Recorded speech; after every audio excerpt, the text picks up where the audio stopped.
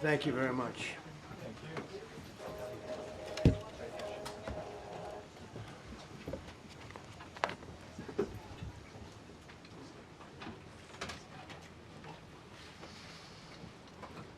It's a great honor to be with you, and happy Easter. We had a great Easter. This is one of our better Easters, I think, in a lot of different ways. I can say militarily, it's been one of the best. So, good afternoon. We have quite a bit to discuss. We'll go into pretty good detail.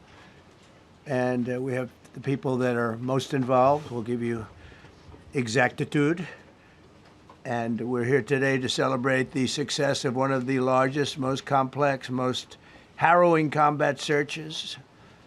I guess you would call it a search and rescue mission ever attempted by the military. Generally, when planes are knocked down in war, especially when you're fighting a strong group, an evil group, you can't really do this because you send in 200 men to pick up one.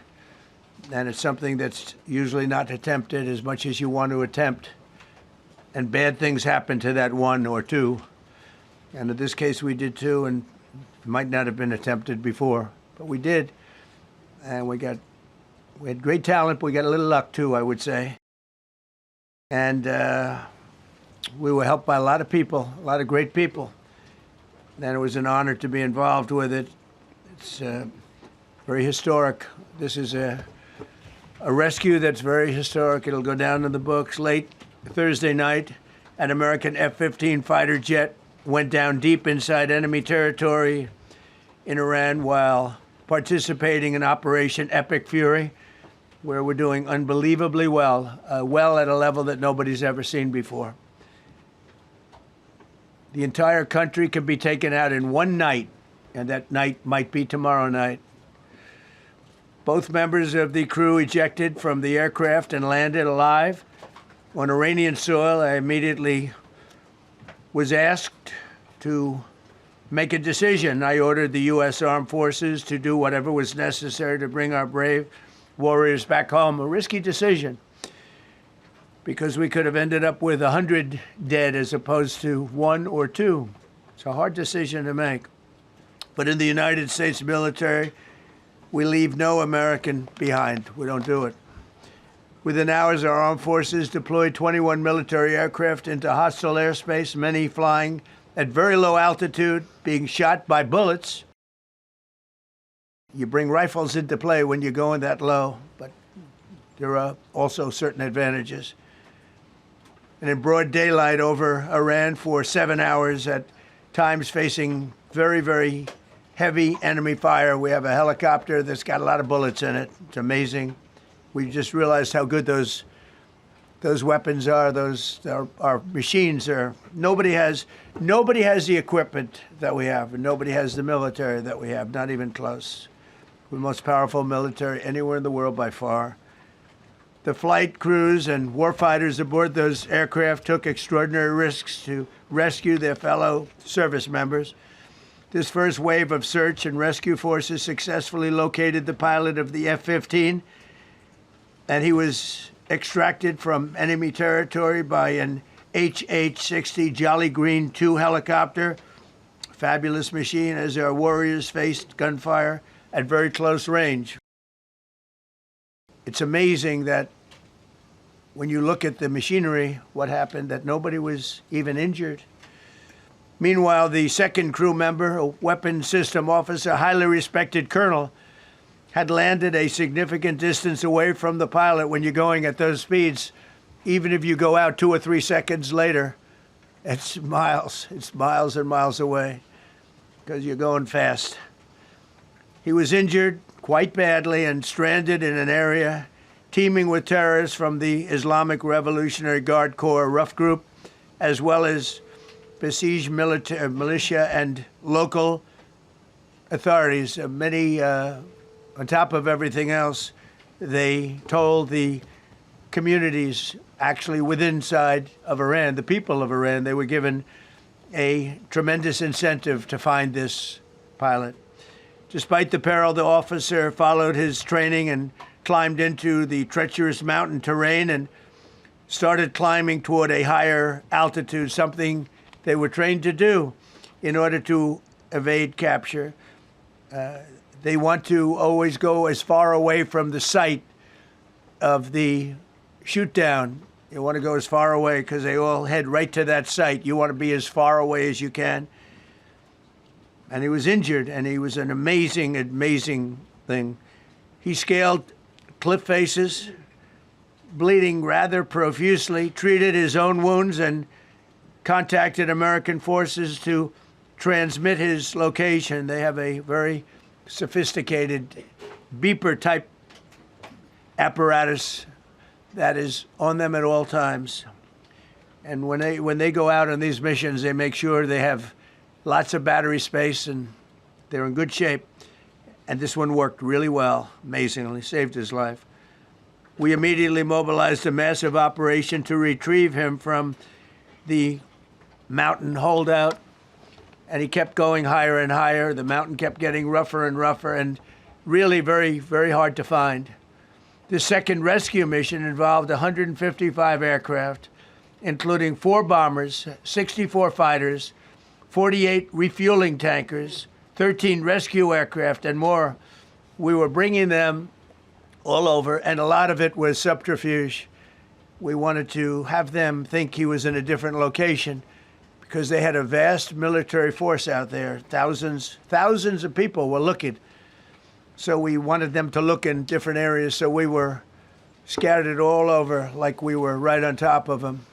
We had 7 different locations where they thought, and they were very confused. They said, well, wait a minute, they've got groups here, they've got groups there. It's an amazing thing. I was listening to these great people, these great generals. General Dan Caine was amazing, and Pete Hegseth was amazing. But I listened to the whole thing. It was pretty amazing. So they had all these different sites where everybody thought he was located. We think we have him over there because they have 9 planes circling a little area that's 25 miles down the coast.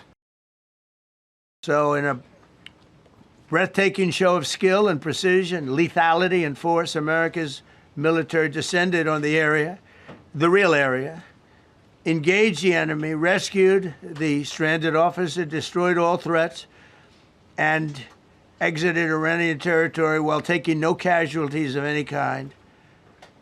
The heroic F-15 weapons system officer had evaded capture on the ground in Iran for almost 48 hours. That's a long time when you're in tough shape and when you're bleeding. It's a long time.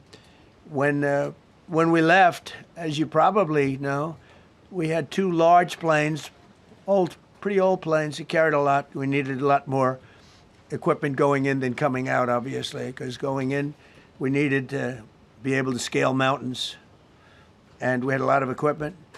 But the sand was sandy, wet sand, so we thought there may be a problem taking off because of the weight of the plane, and then we also had all the men jumping back onto the planes, and they got pretty well bogged down, and we had a contingency plan, which was unbelievable, where lighter, faster aircraft came in, and they took them out. We blew up the old planes. We blew them up to smithereens because we had equipment on the planes that, frankly, we'd like to take, but I don't think it was worthwhile spending another 4 hours there taking it off. So we didn't want anybody to have, we have the best equipment anywhere in the world. We didn't want anybody examining our anti-aircraft and other equipment. So these were large planes that were old and pretty old, and we blew them up. And we had faster, lighter planes come in, and they were able to land on the sand. We needed the bigger planes because we had so much equipment that we needed. We took 3 helicopters over there, which were very strongly used and couldn't have lived without them. They performed unbelievably well. And if you'd see it, you wouldn't believe it. They came off the plane, and these guys had them, the rotors were off. They rebuilt these helicopters in less than 10 minutes. And that was one of the more amazing things. These are helicopters, small, unbelievably powerful, but small, very small, so it can get into certain areas. And they got them off the plane, and they rebuilt all 3 of them in a matter of I would say less than 10 minutes. It's pretty amazing what the genius of these people. Who would think that? You'd think it would take 5 days to build them. And in some companies, it would take 5 days, and they wouldn't do it well. But they served us well. As Commander-in-Chief, I never forget the extraordinary risk taken by the warriors that we send into battle, and the genius. I mean, think of it, having a contingency of 3 planes waiting because we think the sand is so bad that we probably won't be able to take off. And the planes really got bogged. This was not much of a runway. This was a farm, not a runway. It's a farm, but it did the trick. But to have a contingency as opposed to having to wait 2 days, can you imagine, right in the middle? This was central. This was right, you would call it central casting if you were doing a movie for location. And probably the toughest area of Iran where we'd be sitting there. So these planes came in, those pilots came in so fast and so quick and got out of there. Everybody got aboard and just got 15-minute intervals. One load out, one load out, one load out. It happened. And we were watching and we said, that's amazing. In many ways, I was almost more impressed by the contingency that we had than the fact that, if we would have had a runway or decent soil, but it was an amazing thing. But we thank God for every single one of them and the talent. The genius is not even talent, it's genius. It's the whole ball game, every one of them. If you look at what we did with Maduro, we went into a military compound, a massive, with thousands and thousands of soldiers, and within a matter of minutes, and he lived behind iron doors. There were steel doors, broke them down so quickly. And within almost minutes, he was in the back of these planes. It was a similar group. Incredible. We have incredibly talented people. And if the time comes, we move heaven and earth to bring them home safely. We're going to bring our people home safely. I want to thank every member of the U.S. Armed Forces involved in these historic operations. They really were historic. It's just not something that's done. And you'd understand it. Not that they don't want to do it, but when you're going into areas, when you look at these helicopters, when you look at the amount of bullets and everything else that they took, when you go into these areas, you don't come out like we came out.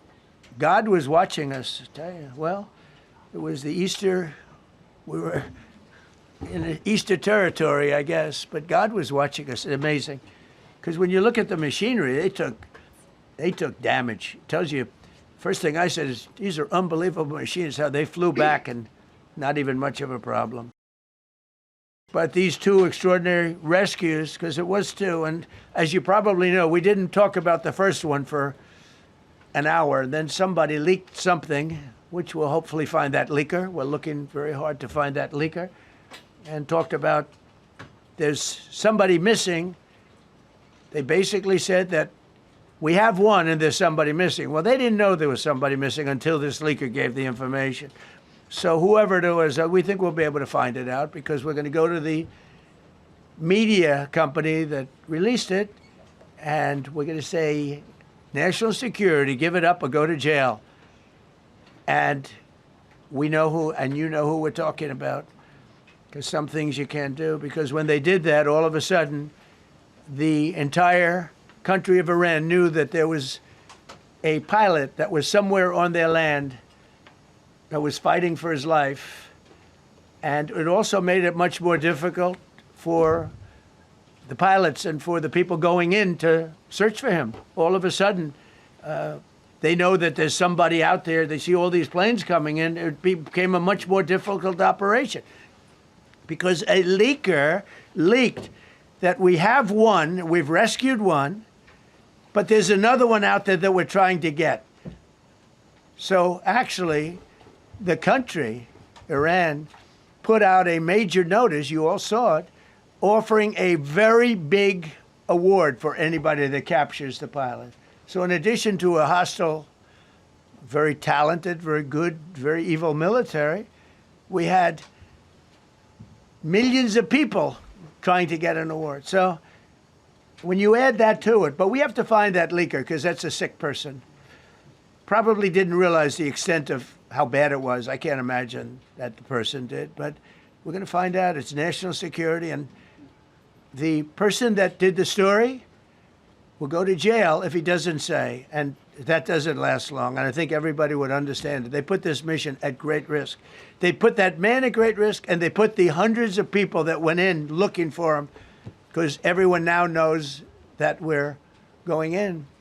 Over the past 37 days, America's armed forces have carried out more than 10,000 combat flights over Iran, unheard of, striking more than 13,000 targets. The F-15 we lost last week was the first manned aircraft downed by the enemy in this entire operation, with thousands and thousands of flights. They got lucky. It was a lucky hit.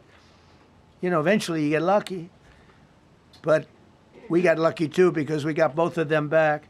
But it's a record that is unparalleled in the history of military air operations. Nobody's ever seen anything like it. It's such an honor to be involved with it. We were up late at night, and then we were waiting for those contingent planes to come in, and we say, come on, let's go, get in, because they're waiting out on this farm without a runway, with wet, crummy soil, sand, mostly sand, wet sand, and it eats planes alive, and we're waiting, and we're saying, I hope that one can land and take off. And they came in like magic, boom, boom, boom, one after another. It was like genius. So impressed by that. Because we were a little concerned. We said, boy, if they don't get in and get up fast, we're sitting in them. And that's called Iran Prime, right, General? That's where the whole bet is. And here we are sitting there waiting for a plane. But they came in so fast and so hard, and these guys knew exactly what to do. Let's go, come on, get in, let's go, blah. They came one right after another, not at the same time. They don't want to come at the same time. They had to come right after each other. They didn't have any room. There was barely any room to land. Tiny little patch of very wet earth and sand. So I'm so proud of the people that I have standing up here with me, and many others that worked. I mean, so many. Steve Witkoff's over here. He's doing fantastically. Jared Kushner. But the people that are here, the job they did is amazing. And I think I'm going to introduce the head of the CIA, and he is a man he's central casting, okay? If we cast a movie, he's going to play the head of the CIA. He's one of the few. John Ratcliffe, he did a phenomenal job that night. He did something that I don't know if you want to talk about it. If you want, you can. I'm not sure you're supposed to. I'm not going to talk about it. But the CIA was very responsible for finding this little speck. It's like they used an expression on one of the shows. A general was talking about, it's like finding a needle in a haystack, finding this pilot. And the CIA was unbelievable. And you may, if you can, you'll talk. It might be classified, in which case I'd have to put him in jail if he talks about it. And I don't want to put him in jail. He doesn't deserve that. So, John, do you want to say a few words? Thank you. Thank you, Mr. President. It's a privilege to be here with you today to share what we can about this exceptional mission and to recognize the ingenuity and bravery of those who executed it, as well as the leadership and resolve of the President who ordered it. One thing that has been clear to me in this role is that the flawless military operations that the Department of War is known for are hostage to flawless intelligence. We saw that in the skies over Iran in Operation Midnight Hammer last summer. We witnessed it in Venezuela during Operation Absolute Resolve. We've seen it against the cartels in the Western Hemisphere, and we're seeing it every day in Operation Epic Fury, including this mission to rescue an aviator buried deep behind enemy lines.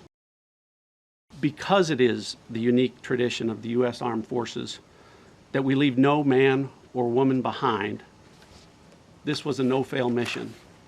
That was the spirit in which the President put us to work, and we were determined not to let him down or our airmen down.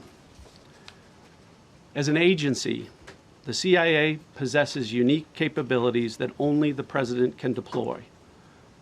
Some of these capabilities fall under covert action authorities. And because covert means exactly that, I'm not going to be able to tell you everything that you want to know. At the President's direction, we deployed both human assets and exquisite technologies that no other intelligence service in the world possesses to a daunting challenge comparable to hunting for a single grain of sand in the middle of a desert. This was also a race against the clock, as it was critical that we locate the downed aviator as quickly as possible, while at the same time keeping our enemies misdirected. For that reason, in addition to the human and technical assets deployed by the President to find our airmen, CIA executed a deception campaign to confuse the Iranians who were desperately hunting for our airmen. On Saturday morning, we achieved our primary objective by finding and providing confirmation that one of America's best and bravest was alive and concealed in a mountain crevice, still invisible to the enemy, but not to the CIA.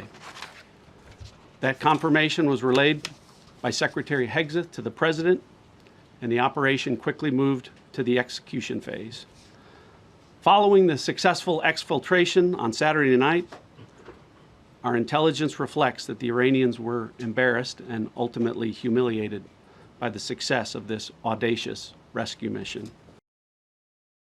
When the President asked me to lead the CIA, he made it clear: get back to basics, no politics, no agendas, tackle the hardest problems, and execute the toughest missions.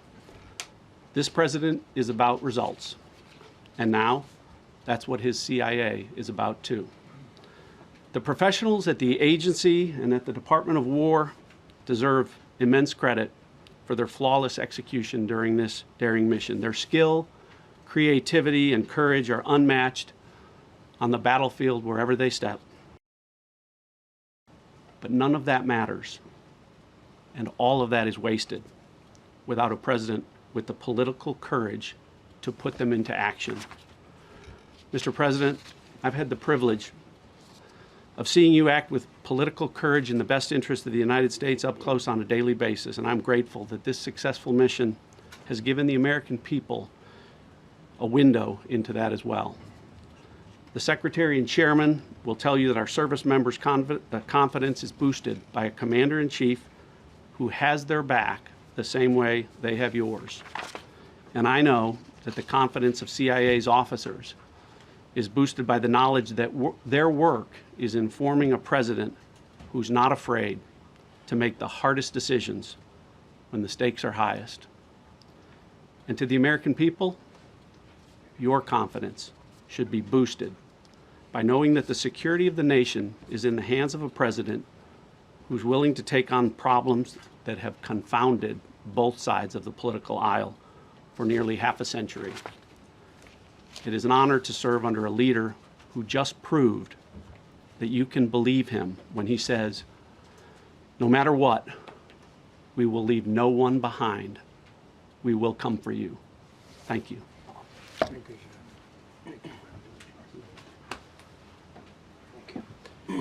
sir. Well, John, thank you for the collaboration of the CIA as well. Incredible and ongoing partnership.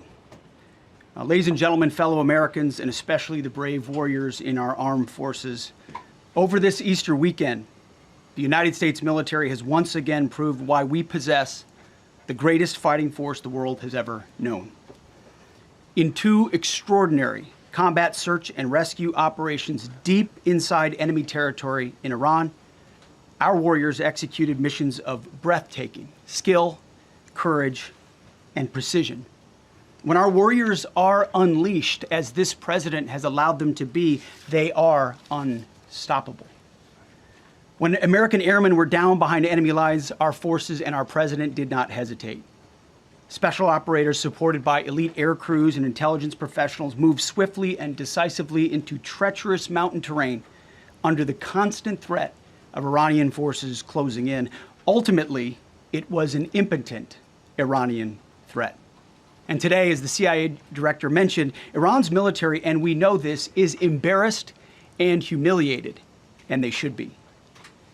Now, these are not routine operations. They were high-risk, high-stakes missions conducted in the heart of enemy territory. This was not just barely into Iran. This was deep into Iran.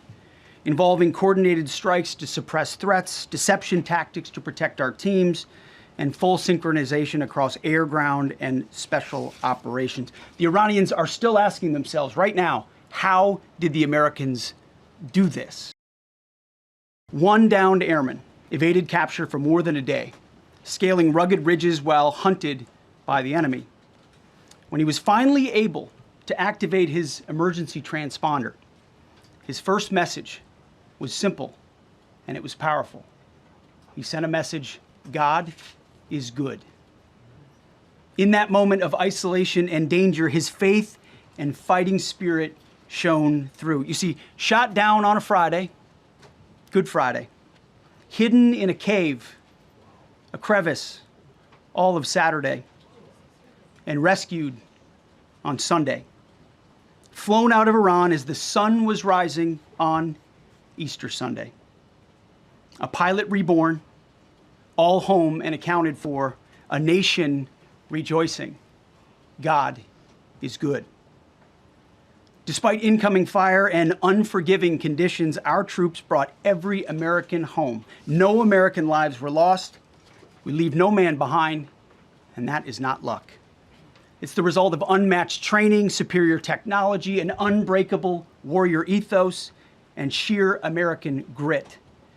Our special operators, pilots, and support crews performed with near perfection under fire, and they were lethal. Just ask any Iranian soldier who dared attempt to get anywhere near that pilot before or during that mission. Death from above. Our troops turned a potential tragedy into a resounding demonstration of American resolve and capability. That's what excellence in uniform looks like. But make no mistake about it. None of this would have been possible without the courageous leadership and ironclad determination of President Donald J. Trump. From the moment our airmen went down, President Trump made it clear we will leave no one behind. The first mission, the first of two, was an audacious daylight thunder run right up the middle. It was authorized in less than 2 hours from that pilot going down when we knew where he was. And it was authorized in the middle of the night, because anybody that's worked for this man knows he's up in the middle of the night. Authorized immediately, without hesitation, audaciously. The second mission, as soon as we knew where that pilot was, and John was certainly helpful in that, also executed immediately. You know, I looked up at my screen when the final mission was complete inside our SCIF, our secure facility. And we have a running VTC, a running coordination cell. And the top of it read 45 hours and 56 minutes. For 45 hours and 56 minutes, we held that call open for coordination. From the moment our pilots went down, our mission was unblinking. The call never dropped, the meeting never stopped, the planning never ceased. The president demanded rapid, decisive action. He backed our military with the full weight of his resolve, refusing to let enemy propaganda or tactical setbacks deter us. His leadership ensured that every lethal and non-lethal resource was brought to bear, that our forces had the authorities and the support they needed to succeed. When the president says he has the backs of our warfighters, he means it. And it means a great deal, and it's a big difference on the battlefield. President Trump understands that peace through strength is not a slogan. It is a doctrine that saves American lives. His unwavering commitment to rebuilding our military and restoring the warrior spirit has paid dividends in missions just like this one. Under his command, America projects power with confidence and brings our people home with victory. And that continues today, by the way. Per the president's direction, today will be the largest volume of strikes since day one of this operation. Tomorrow, even more than today. And then Iran has a choice. Choose wisely, because this president does not play around. You can ask Soleimani, you can ask Maduro, you can ask Khomeini. To those heroes who planned and executed these rescues, your nation stands in awe. I stand in awe. The chairman stands in awe. We all stand in awe of your professionalism and bravery. We serve for you. You embody the very best of America. To the rescued airmen and their families, welcome home. Your courage and endurance, the quiet declaration of faith amid the storm inspires us all. God is good every day. And to our adversaries watching from Tehran, let this be a clear message. The United States military will go anywhere, at any time, to protect our own and complete the mission. We execute with precision. We control the skies. You see, we flew for 7 hours in daylight over Iran to get the first pilot. And we flew 7 hours in the middle of the night to get the second.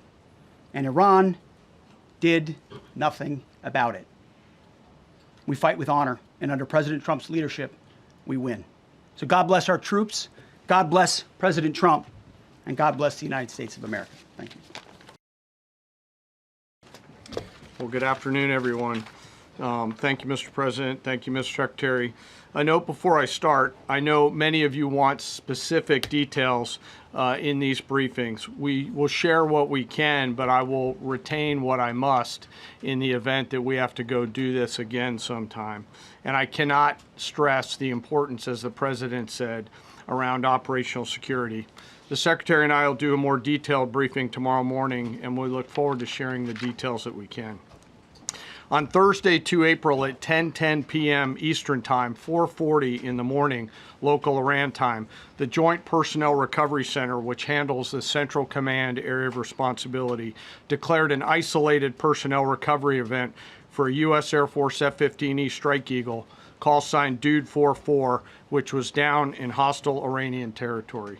The pilot and weapons system officer had both safely ejected and were isolated behind enemy lines.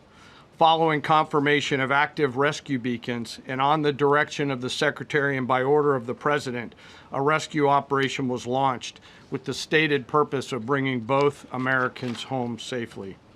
As the Secretary said, several hours later on the morning, after positively locating the front seater, call sign Dude 44 Alpha, and aware of an aggressive ongoing search by the enemy, a U.S. Central Command plan was approved by the Secretary and the President. Shortly thereafter, a U.S. Air Force Combat Search and Rescue Task Force, comprised of A-10 Warthogs in their Sandy role, and I'll describe what that is in a minute, HC-130 Combat King 2s, HH-60 Jolly Green 2 helicopters, and Air Force Special Warfare Airmen, a package comprised of combat rescue officers and pararescueman operators, audaciously penetrated enemy territory in broad daylight to find, fix, and recover Dude 44 Alpha from behind enemy lines. This was an incredibly dangerous mission, an incredibly dangerous undertaking, but a filled promise made to every American warfighter that you will not be left behind. We will always come find you, and we will always bring you home. Over the next hours, the Search and Rescue Task Force crossed the beach, entered into Iranian airspace, protected by a fighter strike package, and moved into the objective area, all under fire. En route, as some of you have seen on social media, the helicopters took gas off the C-130s and pressed onward and forward up into the objective area. While this was ongoing and out in front of them, the Sandy flight of A-10s and other remotely piloted aircraft, drones, and other tactical aircraft were violently suppressing and engaging the enemy in a close-in gunfight to keep them away from the front seater and allow the pickup force to get into the objective area. During this engagement, one of the Sandy aircraft, the one primarily responsible for communicating with the downed pilot, was hit by enemy fire. This pilot continued to fight, continued the mission, and then upon exit, flew his aircraft into another country and determined that the airplane was not landable. This was one of our A-10 Sandy aircraft. The pilot then made the decision to eject over friendly territory and was quickly and safely recovered and is doing fine. After picking up Dude 44 Alpha, the HH-60 Jolly Green fight was engaged by every single person in Iran who had a small arms weapon.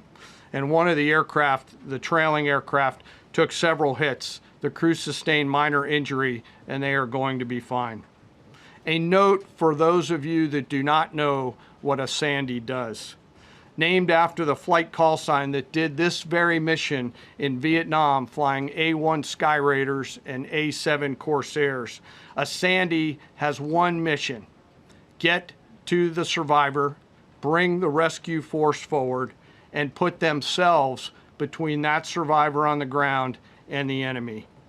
They are committed to this.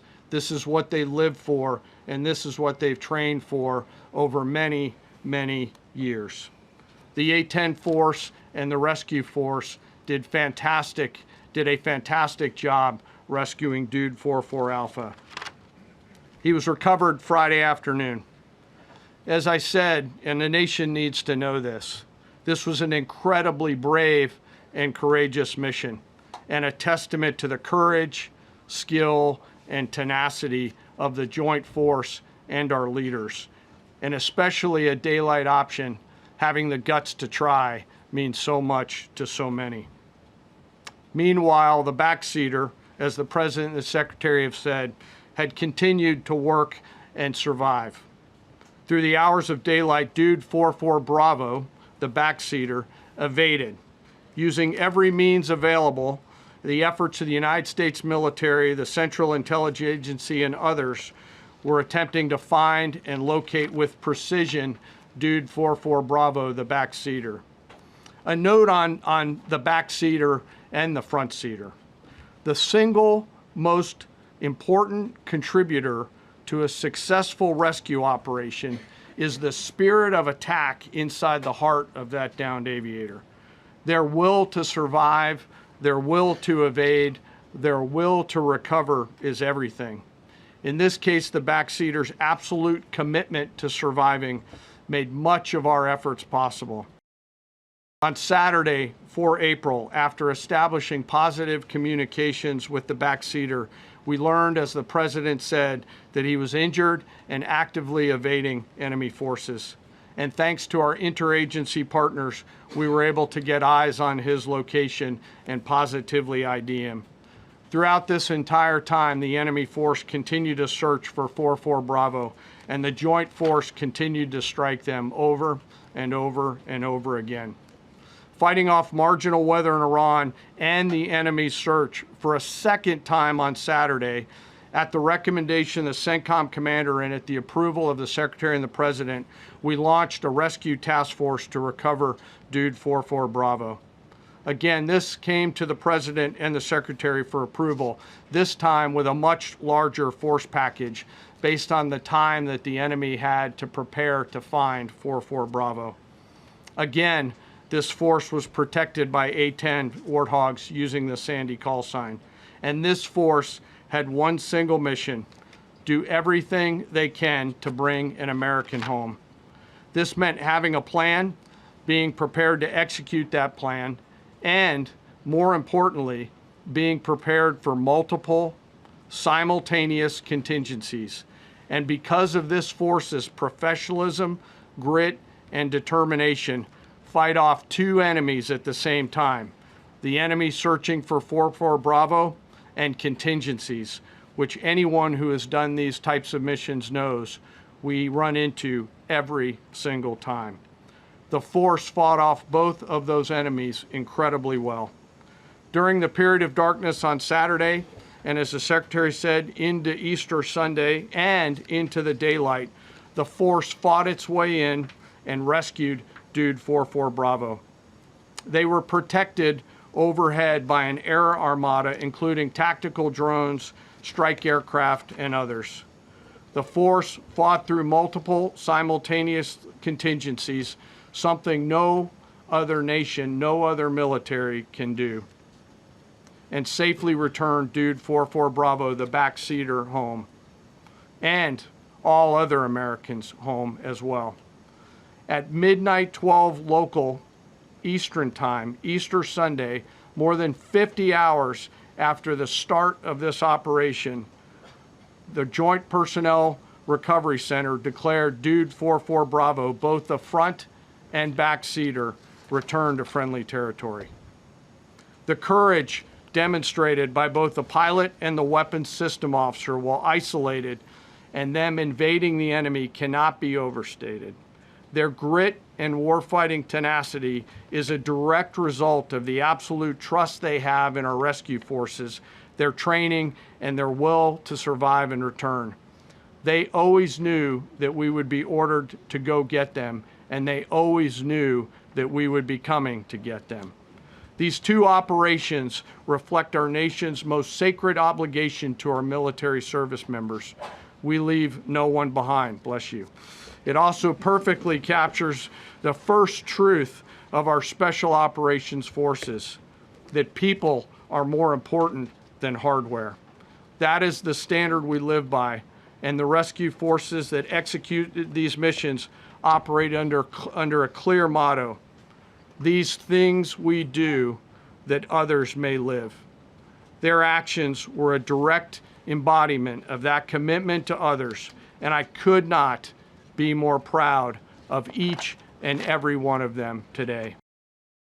As the Secretary said to our enemies, this operation serves as a clear reminder of the capability and will of America's joint force. The United States of America will recover our warfighters anywhere in the world, under any conditions, when we want to. We will always bring overwhelming skill and firepower. To every member of the Joint Force, our interagency partners, the leadership at CENTCOM, and our leaders at the department and above, thank you. I'm proud of each and every one of you and thankful to our deployed forces and their families. And lastly, and most importantly, to Dude 44, welcome home. Job well done. Thank you.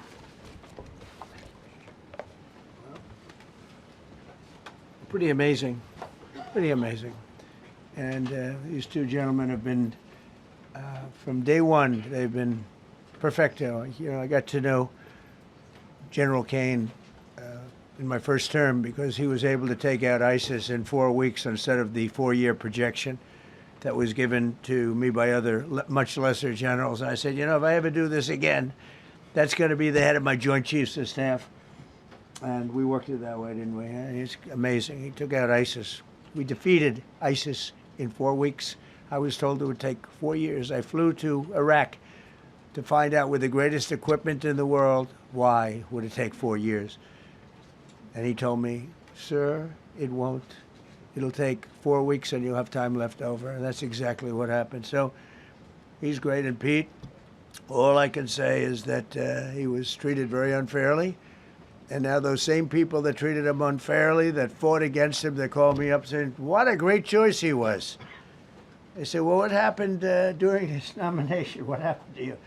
I'm telling you, people that were not for him, senators, friends of mine, sir, I don't think you're doing the right thing. Now they're calling me up. What a choice. These two guys are fantastic. And John Ratcliffe was incredible. It was actually their genius that called us from, he was 40 miles away. And he said, you know, we're seeing something moving up in the mountain. This is at night. And they kept the camera on him for 45 minutes. He wasn't moving. And they said, you know, probably wrong, but we're seeing something moving. This is a vast mountain, vast, thick, with bushes, trees. He said, we see something moving 40 miles away. It was the head of a human being, I'm telling you, it's moving. And then all of a sudden, 45 minutes later, he moved a lot. Stood up, and they said, we have him.